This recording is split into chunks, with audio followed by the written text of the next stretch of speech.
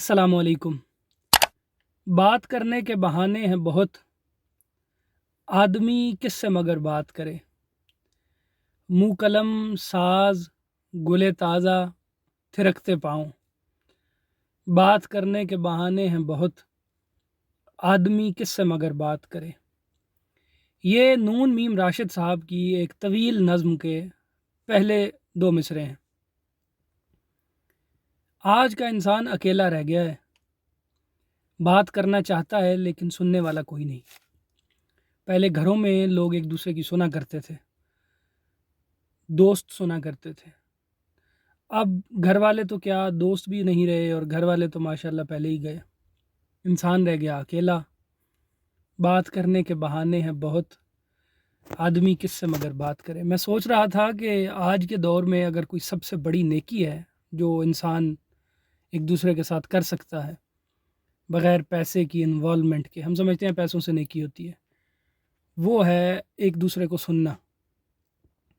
ہمارے اندر بے شمار محرومیاں، بے شمار ادھوری خواہشیں ہوتی ہیں جنہیں ہم کسی اپنے کے ساتھ شیئر کرنا چاہتے ہیں، کسی مخلص انسان کے ساتھ، لیکن بدقسمتی سے ایسا سننے والا ہمیں میسر ہی نہیں۔ ہم خوشی ڈھونڈتے ہیں کپڑوں میں، اچھی سواری میں، اچھی رہائش میں، سب کچھ مل بھی جاتا ہے۔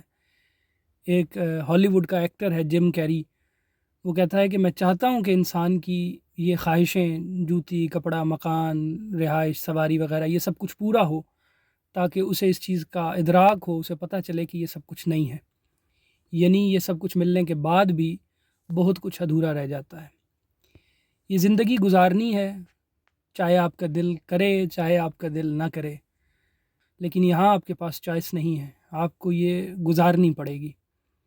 تو بہتر یہی ہے کہ ہم ایک دوسرے کا سہارا بن کے گزاریں، ایک دوسرے کو اکیلا مت چھوڑیں۔ جب کوئی آپ کو فون کرے تو وہ اپنی پریشانی آپ کے ساتھ بیان کرنا چاہتا ہے، وہ چاہتا ہے کوئی ایسا مخلص انسان ہو جو آپ کی بات سنے۔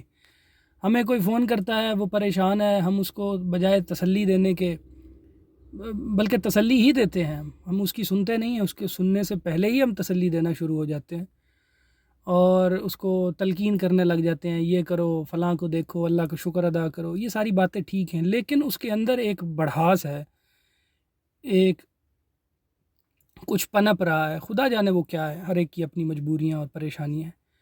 وہ صرف اور صرف بیان کرنا چاہتا ہے، وہ چاہتا ہے کوئی سنے، اس کے اندر کی وہ بڑھاس نکلے اور ختم، دیٹ از اٹ۔